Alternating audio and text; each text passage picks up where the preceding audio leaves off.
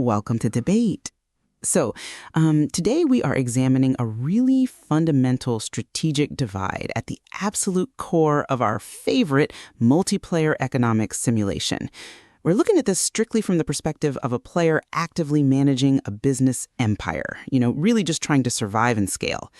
The core question is this: is full vertical integration, meaning producing literally every single one of your own inputs from scratch, the only viable long-term strategy for success, especially when you factor in the constant looming threats of market volatility and just brutal transaction fees? Yeah, and it's a question that emerges organically from the simulation's very architecture. We aren't dealing with abstract, real-world macroeconomic theory today. We are pulling directly from the underlying code, the item recipes, and those, well, frankly, deeply intertwined financial systems we all wrestle with. The rule book, the tutorials, and the brutal reality of the production costs calculator. Exactly. And my position on this is quite firm. Full vertical integration is, mathematically speaking, the only truly secure, viable long-term strategy. If you control your entire supply chain, from the raw water and seeds in the ground all the way up to the retail consumer goods on the shelf, you completely eliminate transaction frictions. You shield your empire from artificial market volatility, and you mathematically guarantee yourself the highest possible profit margins over the long run. I mean, I understand the appeal of that. I really do. But I have to take the contrasting view here. While vertical integration might look pristine on a spreadsheet, the physical and financial mechanics of this simulation make it incredibly inefficient and frankly almost impossible at the highest tiers of play. I argue that extreme specialization and strategic market reliance is actually the superior long-term strategy. Attempting full integration just completely ignores severe capital constraints, the strict terrain limitations imposed by the map, and the immense power of specialized executives and financial hedging tools that the simulation actually provides you. Well, let's dive right into the core of it, starting with what the simulation itself tells us from day one. We all know the classic tutorial adage that gets drilled into every new player, right? The deeper your integration, the greater your margin. Sure. But that isn't just flavor text meant to hold a beginner's hand. It is the governing logic of the entire physics engine. When you look at how the system calculates baseline cost floors, especially when it iterates through circular dependencies, like needing paper to get water but needing water to run the paper mill, that ultimately boils down the absolute minimum cost to produce an item based purely on base wages and raw resource generation. That raw floor represents the ultimate competitive advantage. It is the absolute bedrock of empire building. It's certainly a theoretical advantage, and I won't deny that having a rock-bottom base cost is a beautiful thing to behold. But we have to look at how that actually plays out in practice. The simulations tutorial also points out that if the market price drops below your production cost, buying from the open market is cheaper than making it yourself. Smart players, agile players, they leverage market crashes. They use arbitrage. They don't stubbornly produce expensive inputs from scratch when there's a glut of cheap materials sitting right there on the exchange. Plus, you have to factor in the sheer opportunity cost of building out that massive infrastructure. Opportunity cost is an interesting angle, but I'd argue the real cost you have to worry about is the punishing nature of transaction fees and market reliance. The friction in this simulation is absolutely brutal. Let's talk about the reality of trading. Just to access the peer-to-peer contract dashboard, you're hit with a $5,000 entry fee. Yeah, well, That is a pure money sink. Then, if you dare to trade with members of other cities, you trigger the currency conversion system, which slaps a massive 5% customs fee on the transaction. And if you're swapping crypto to facilitate these deals, you lose another 2% instantly to the burn rate. look, those fees are definitely painful. There's no arguing that. They are more than painful. They are a slow death by 1,000 cuts. By integrating vertically, you internalize every single one of those costs. You pay zero customs, you pay zero dashboard fees. You effectively starve your competitors of fee revenue, and you keep all of that retained value inside your own corporate walls. In a game heavily predicated on compound interest and exponential growth, plugging those leaks isn't just nice to have, it's mandatory. I hear you on the risk management and the desire to plug those financial leaks, but the math on the capital requirements just doesn't support that level of isolationism. The friction is precisely why specialization works. It acts as a barrier to entry that you can leverage. Let's talk about the map for a second. You cannot efficiently build a mega corporation that produces everything in one neat little industrial park. The terrain and proximity rules absolutely forbid it. You can navigate the land mechanics. It takes planning, but it's entirely doable. But at what cost? Think about it practically. A coal mine requires mountain or hill terrain. An oil rig demands ocean or coastal proximity. A high-end electronics assembly plant requires very specific district tech zoning. If you want to vertically integrate everything, you end up with this unmanageable, sprawling portfolio of diverse real estate. I actually tried this in my second playthrough. I wanted to build a fully integrated chocolate empire. I thought I was an absolute genius until I realized I was paying prime urban real estate taxes on a massive, inefficient swamp just to grow my own cocoa, while my main assembly plant was starving for capital. I went bankrupt in less than a month in game. You end up paying massive monthly taxes on multiple disconnected plots just to maintain the illusion of self-reliance. That's a fair cautionary tale. And yes, land management is a complex beast. But tying up that capital isn't just an exercise in vanity. It's a structural necessity when you get to the end game. Let's look at a Tier 4 complex item. Take the military helicopter. Producing just 5 of those units requires a massively complex 9-deep supply chain. You need aircraft engines, aluminum, steel, circuit boards, processors, copper wires, missiles, paper, and hundreds of thousands of units of energy. The base wage cost for running that aerospace assembly plant is astronomical, around $150,000 a cycle. Do you realize what happens if you rely on the open market for those inputs and there is a sudden supply shortage of, say, processors? Your production line pauses. I know the pain well. It doesn't just pause, it catastrophically halts. Your incredibly expensive assembly plant sits completely idle. You bleed efficiency, you miss crucial retail market windows, and your entire revenue projection for the quarter is destroyed. I had a colleague who ran a massive aerospace specialized firm. He relied entirely on the open market for his specialized aluminum. One weekend, a major mining conglomerate decided to restrict supply to squeeze the market. His factory was offline for 3 days. He lost millions in potential revenue while still paying executive wages. When you rely on the open market for a supply chain that deep, a disruption in any single node propagates upward and breaks your final assembly. Vertical integration is the ultimate bulletproof risk management strategy. By controlling the aluminum, the steel, and the processors yourself, you ensure your high-wage factories never miss a single production tick.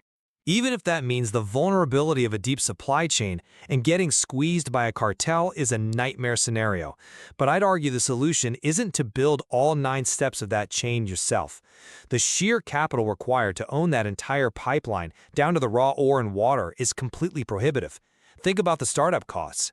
An aircraft components factory alone costs $20 million just to break ground. Instead of spending tens of millions of dollars integrating downwards into low-margin steel mills, aluminum refineries, and power plants, an agile player should use that capital to aggressively scale up their most profitable final-tier assembly. Even if that means leaving yourself entirely exposed to the whims of the market? You offset that risk with capital efficiency and by exploiting how the retail engine actually works. We have to look at the simulation's retail mechanics, specifically the engine that calculates sales volume. Because the retail engine uses exponential scaling, that mathematical power function we all love to exploit, when you buy inputs at a massive discount, your sales volume doesn't just increase linearly, it explodes exponentially. Assuming you can find those distressed inputs. And you almost always can because the market is filled with overproducers. If a vertically integrated player overproduces processors and dumps them on the district market just to clear warehouse space, the specialized helicopter manufacturer can snap them up well below the production cost floor. You drastically lower your batch cost and then leverage that elasticity to completely dominate retail volume. You can outprice and outsell the integrated player using their own dumped goods. You simply cannot maneuver like that if you are rigidly chained to your own internal supply lines. Ultimately, vertical integration is playing to survive, while specialization is playing to scale. Playing to scale is a wonderful concept until the friction I mentioned earlier grinds your scaling to a halt. You say specialization works because of the friction, But the system is meticulously designed to bleed players who rely on external networks. Let's look at the Wadsworth brokerage firm. If a player takes your advice, stays capital lean, and relies on the brokerage to borrow commodities when the market dries up, they are immediately hit with lending fees. The exchange takes a 2% cut right off the top, then you are paying weekly margin interest rates. Which are manageable if your turnover is high enough. Manageable until there's a localized liquidity crunch. If you fail to return those borrowed commodities, you get hit with a devastating 150% market value default penalty.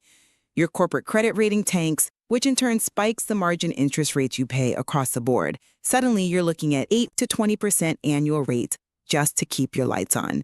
The game is heavily rigged to drain your capital at every step of a transaction.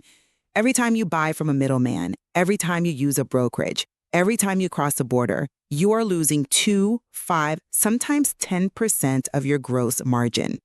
In a simulation ruled by compound interest, internalizing those costs through vertical integration isn't just a survival tactic. It is the only way to achieve supreme, uninterrupted exponential growth.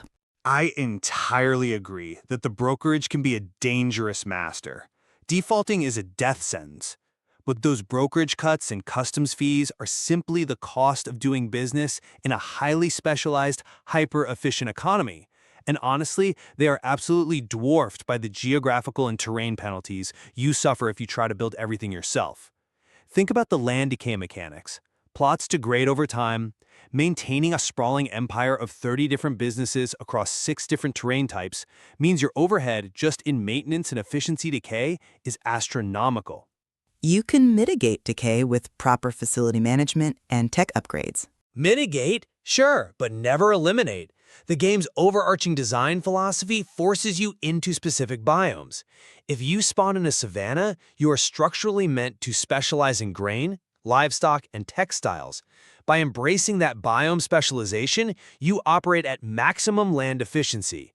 You take your massive surplus of incredibly cheap textiles, you gladly pay the 5% customs fee to sell them to an urban manufacturer, and you still come out massively ahead because your operational efficiency completely offsets the transaction friction. You aren't fighting the map, you're flowing with it. Efficiency means absolutely nothing if the price of your specialized good plummets to zero because of algorithmic market manipulation. And that brings us to what I think is the most critical issue: volatility. Your entire strategy assumes that when you take your specialized, highly efficient goods to the market, there will be a fair, rational price waiting for you. But the simulation features automated market makers that explicitly distort fair value. You're talking about the ETF bots. Yes, the Energy ETF and the Appleseeds ETF, among others. These aren't rational human players making supply and demand calculations. These are algorithmic market makers. The Energy ETF, for example, is programmed to buy at 80% of the moving average, and it blindly dumps its inventory when it holds a third of the total supply. It creates these sudden, incredibly violent artificial price floors and ceilings. They certainly add some flavor to the trading week. Flavor is a polite word for chaos. If you're a specialized manufacturer relying entirely on the open market for your factory's energy, you might wake up on a Tuesday to find the ETF has hoarded the entire server's supply. Suddenly, it triggers a quantitative easing event where it algorithmically buys up 10% of the market just to prevent its own insolvency, and the price of energy spikes 400% overnight. I've seen specialized players get entirely wiped out because their energy costs exceeded their final retail price. The only way to completely ignore these massive algorithmic market swings is to never buy from the market in the first place. When you control your own power plants, you don't care what the energy ETF is doing. Your cost of energy is exactly what it costs to pay your workers, full stop. That is a very real threat, and the ETF spikes have certainly claimed their fair share of victims. But I'd counter that you don't actually need to physically produce those inputs to hedge against that exact volatility. You don't need to pour millions of dollars of concrete and hire hundreds of workers for a low-margin power plant just to protect yourself from an ETF swing. The simulation provides incredibly sophisticated financial instruments specifically designed for the specialized player to handle this. I assume you mean the city projects. Precisely, the Commodity Futures Exchange. If your city pools its resources and builds the futures exchange, it acts as a centralized derivatives trading floor. This allows specialized members to financially hedge their input costs, permanently granting an input savings buff across the board. You get the exact same financial security of vertical integration, locking in your margins, without the physical bloat. And we haven't even touched on the executive system, which I think is the ultimate counter to the vertical integration argument. Executives are temporary multipliers. They merely tweak the margins. They don't replace the fundamental security of a physical supply chain. Oh, I have to push back hard on that. Executives don't just tweak the margins. They completely alter the underlying math of specialization. If you hire a chief supply chain officer, you get a flat 8% reduction in all business input costs right off the top. If you hire a chief financial officer with the interest arbitrage legendary ability, your loan rates at the brokerage firm drop by 15%, virtually neutralizing the lending friction you mentioned earlier. If you have a chief production officer with lean operations, your factory cycles are 10% faster. A highly specialized player running a lean, mean portfolio of just 3 final-tier assembly plants, heavily buffed by top-tier executives, will absolutely run circles around a sluggish, vertically integrated empire that is spread way too thin to afford a full C-suite for every single sector. Your reliance on executives highlights exactly why specialization is so fragile. You're treating these executives as permanent, reliable, hard-coded buffs, but they aren't. Executives have to be paid massive daily cash wages. They age out. They require constant executive schooling, which itself drains massive amounts of time and capital just to maintain those multipliers. That's just human resources management. It's a ticking time bomb. Let's say your highly specialized business hits a rough patch because the retail demand for your one specific product shifts. Maybe a new game patch drops or player preferences change. Cash flow tightens and you miss a single daily wage payment. What happens? Your executives quit. Sure, the crisis manager ability might give you a one-cycle grace period, but ultimately, specialization combined with high executive overhead leaves you entirely exposed to catastrophic compounding failure. If a vertically integrated player loses an executive, their base cost floor is still fundamentally secure. Their factories still churn. They just make slightly less profit that week. But if a specialized player loses their CFO, their entire highly leveraged debt structure collapses into an immediate margin call. You're painting a worst-case scenario, but you're ignoring the massive upside the specialized player captures in the meantime. Let's look at the broader financial game, the brokerage firm's IPO system. Corporate valuation in this simulation is based on total net worth, cash, inventory, land, and the valuation of the businesses themselves. A specialized player who uses their capital efficiently, who rotates their inventory rapidly through the market, and who strictly scales up high-value, high-margin businesses will command a massively higher IPO valuation than an integrated player sitting on hundreds of acres of idle land and low-value paper mills. Valuation on paper doesn't equal resilience. But it equals access to capital. The specialized player can launch an underwritten IPO, instantly raise tens of millions in liquid capital from the firm, and then aggressively buy out the distressed assets of other players. They dictate the flow of the broader economy through capital velocity. They are the market movers. The vertically integrated players just hoarding raw materials in a silo while the specialized players leveraging the global economy to achieve massive rapid expansion. Capital velocity is a fantastic buzzword for a pitch deck, right up until the moment you are forced into bankruptcy because you couldn't source the fiberglass required to run your marine components factory. The integrated player doesn't ever need to launch a risky IPO that forces them to pay out a 10% annual dividend to shareholders. They generate their own capital internally, endlessly. Yes, I will concede that the integrated strategy is slower in the first 30 to 60 days of a simulation run. It takes immense patience to build the base. But once that foundation is laid, it is an unstoppable, self-sustaining flywheel. They mine the iron, they smelt the steel, they assemble the chassis, they sell the bus.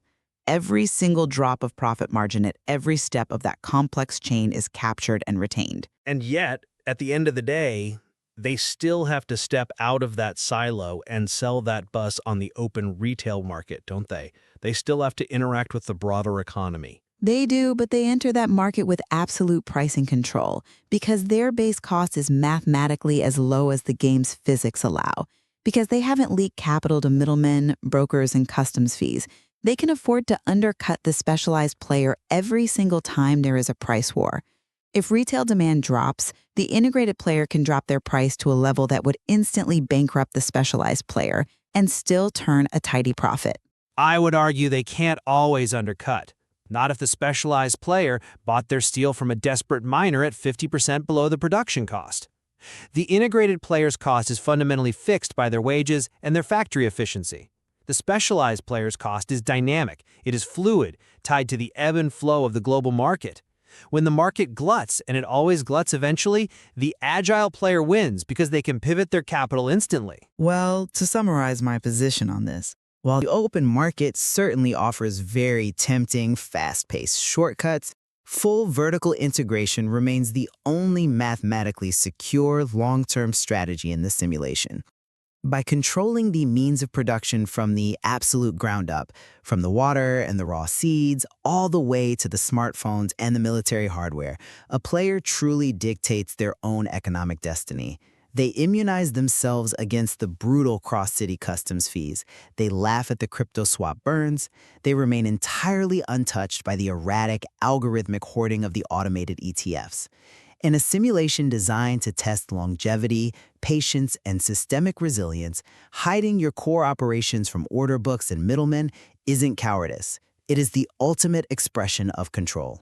Ultimately, vertical integration is playing to survive any storm the simulation throws at you. And to summarize my stance, economic dominance in this simulation belongs to the agile, not the bloated. The mechanics explicitly limit your terrain. They heavily tax your sprawling land. They require astronomical capital to reach those coveted Tier 4 manufacturing heights. Attempting to do absolutely everything yourself is an incredibly alluring trap for new players. But by utilizing arbitrage, by leveraging the brokerage firm for strategic commodity lending, and by intensely focusing your capital on a highly specialized, heavily executive-buffed industry, you can exploit the market's inefficiencies rather than hiding from them. You don't need to build the power plant if your derivatives contract already locked in the price of your energy.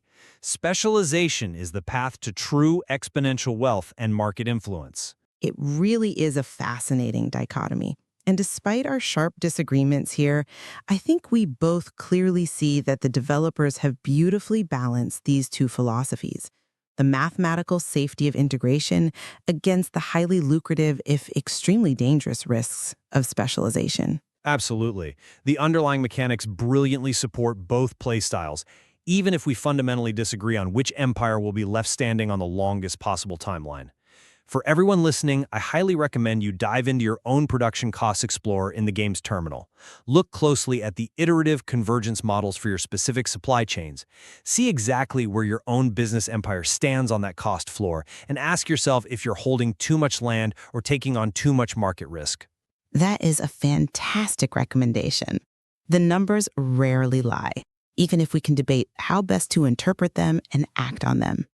Thank you for joining us for another deep dive on the debate. Keep analyzing your margins, keep optimizing those supply chains, and we will see you next time.